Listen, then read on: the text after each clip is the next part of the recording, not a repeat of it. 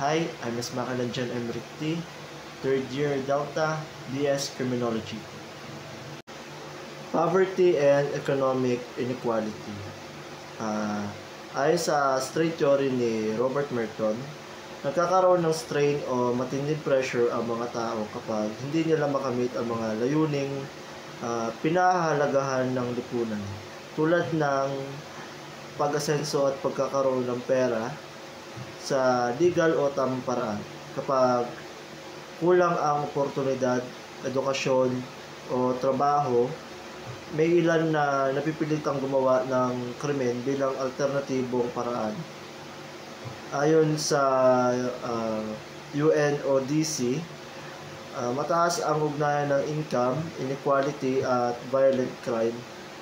At ayon kina Wilkinson at Pickett, mas mataas ang krimen sa bansang malala ang agwat ng mayaman at mahirap. Halimbawa, isang kabataang galing sa pamilyang hirap sa buhay ang gusto kumita para makatulong pero hindi makahanap ng trabaho dahil sa kakulangan sa oportunidad. Dahil sa frustration at pressure, maaari niyang piliing sumali sa gang o gumawa ng illegal na gawain para magkaroon ng kita. Ipinapakita nito kung paano nagtutulak ang kahirapan at inequality sa ilang tao na lumihis sa kriminalidad upang makamit ang layuning hindi nila maabot sa legal na paraan. Lack of education. Ang kakulangan sa edukasyon ay isang malaking dahilan kung bakit may ilang tao ang nalululong sa krimen. Kapag mababa ang natapos sa pag-aaral, nagiging limitado ang trabaho na pwedeng pasukan dahil dito nahihirapan silang kumita ng sapat para sa pangailangan ng pamilya. Kapag paulit-ulit na walang opportunity, mas nagiging bukas ang ilang tao sa paggawa ng illegal na gawain dahil ito ang nakikita nila ang pinakamadaling paraan para mabuhay. Sa labeling theory, sinasabi rin na kapag ang isang estudyante ay tinatawag ng guro o ibang tao na pasaway, tamad o walang pag-asa, maaari niyang paniwalaan ang label na ito. Kapag naniwala siya, mas lalo niyang tinatalikuran ang pag-aaral at napupunta sa maling landas. Ayon kina Lochner at Moretti, kapag tumaas ang high school graduation rate kahit 1% lamang, bumababa naman ang violent crime ng halos 2%. Ibig sabihin, malaki ang naitutulong ng edukasyon para maiwasan ang kriminalidad. Halimbawa, isang kabataang hindi nakapagtapos ng high school, ang hirap makahanap ng trabaho dahil kailangan niyang kumita, sumasama siya sa barkada na may ginagawa ng illegal. Hindi niya ito gustong gawin pero dahil sa kakulangan sa edukasyon at opportunity, para sa kanya, ito ang pinakamadaling paraan para mabuhay. Unemployment. Ang unemployment o kawalan ng trabaho ay isa sa mga dahilan na nadadagdag sa posibilidad ng paggawa ng krimen. Ayon sa routine activity theory, tumataas ang tsansa ng krimen kapag sabay-sabay na nagaganap ang tatlong bagay. May taong gustong gumawa ng krimen, may pagkakataon at walang bantay o proteksyon. Kapag walang trabaho ang isang tao, mas marami siyang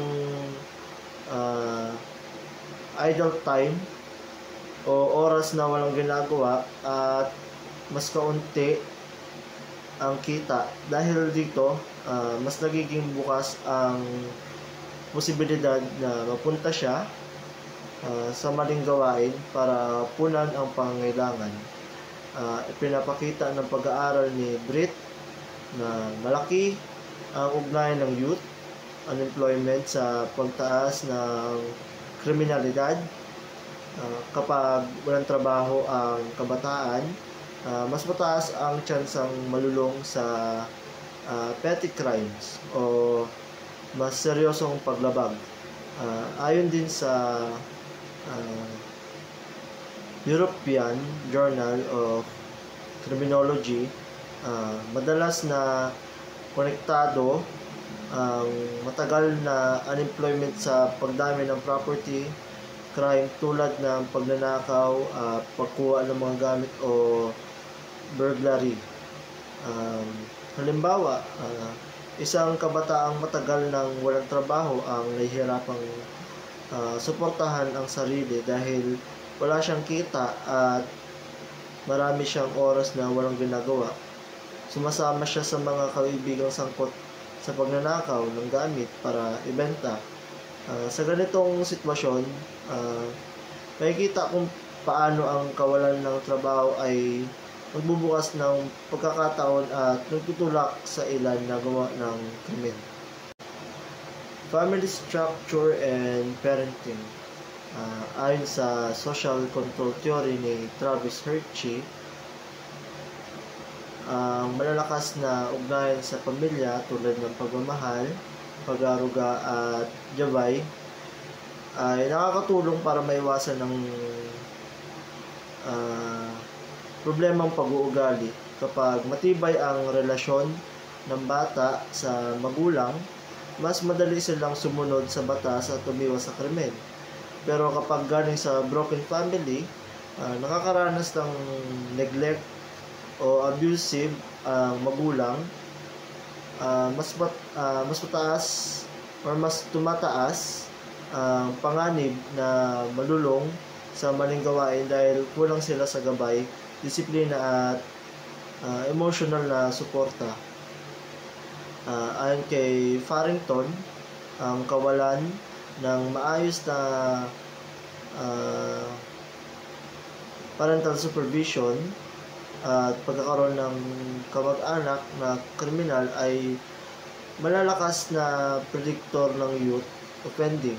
Ibig sabihin, kapag hindi mababantayan o hindi ginagabayan ng tama ang bata, mas mataas ang posibilidad na gumawa siya ng krimen. Dagdag pa, ipinakita ni McCord na ang quality ng parenting, kung paano pinalalaki ang bata, ay mas nakakaapekto sa delinquency kaysa sa kahirapan mismo.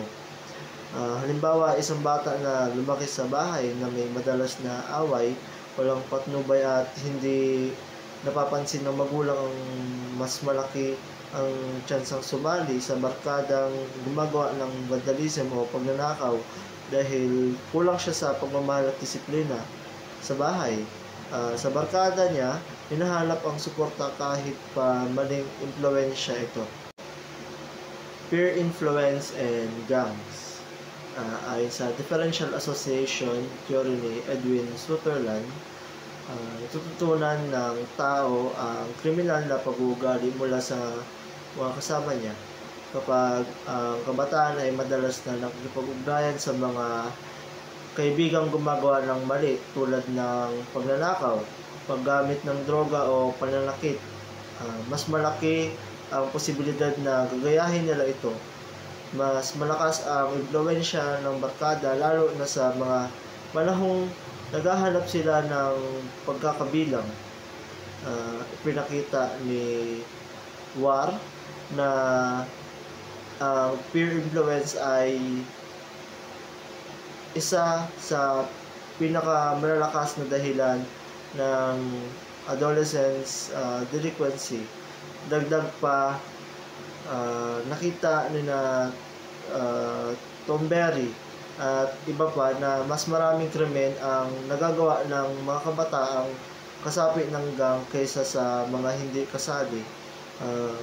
Halimbawa, isang kabataang dati namang maayos ang asal ay napasama sa barkadang laging gumagawa ng masasamang gawain. Dahil gusto niyang tanggapin at makisama, natututo rin siyang gumawa ng illegal na gawain. Makikita dito kung gaano kalakas ang impluwensya ng fear sa pagbubog ng delinquency. Substance abuse. Ayon sa biosocial at psychopharmacological theories, ang paggamit ng droga at alak ay nakakaapekto sa utak. Pinapahina nito ang control at pag-iisip ng tama dahil dito mas mataas ang posibilidad na gumawa ng krimen, lalo na ang violent gaya ng pananakit at isa na rin ang pagnanakaw. Ayon sa BJS, mahigit 30% ng mga nakakulong ay nakadroga o nakainom habang ginagawa ang krimen. Ipinaliwanag naman ni Goldstein sa tripartite framework na ang droga ay nagdudulot ng krimen sa tatlong paraan. Psychopharmacological, number 1, dahil sa epekto ng droga sa utak. Number 2 naman ay economic compulsive, pagnanakaw para makabili ng droga. At yung huli ay systematic, karahasan sa loob ng drug trade.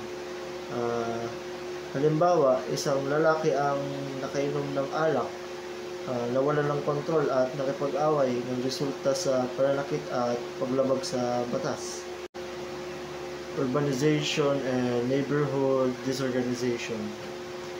Sinasabi ng social disorganization theory na mas mataas ang krimen sa mga lugar na magulo at hindi organisado.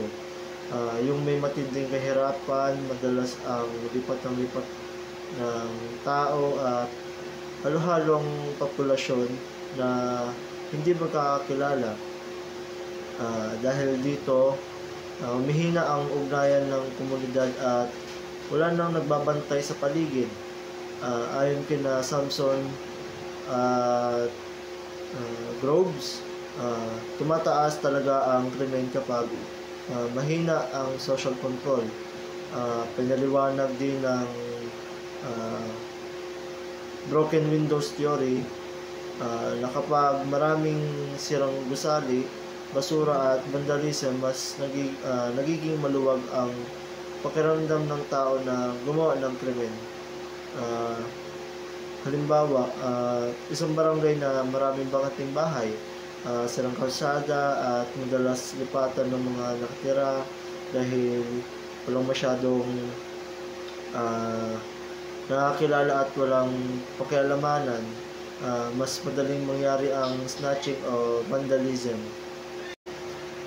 Psychological and mental health issues.